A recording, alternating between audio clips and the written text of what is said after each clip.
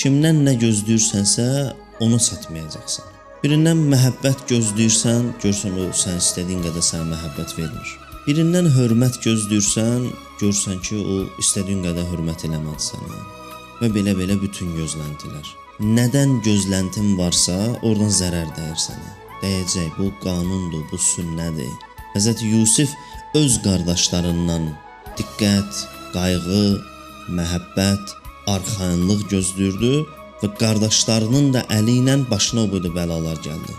Sən Allahdan başqa nədən nəsə bir şey gözləyirsənsə, oradan sənə zərər dəyəcək. İndi xoş o insanın halına ki, zərər dəyəndə o dərs çıxarda bilir, dərs götürə bilir, ibrət götürə bilir, nəticə çıxarda bilir. Adam var, çıxarda bilmir. Elə buradan zərbə dəyir, gedir o birisi qapıya, orada zərbə dəyir, gedir bu birisi qapıya. Belə-belə axırda da məyus olur. Ömrü qapıları gəzməklə keçir.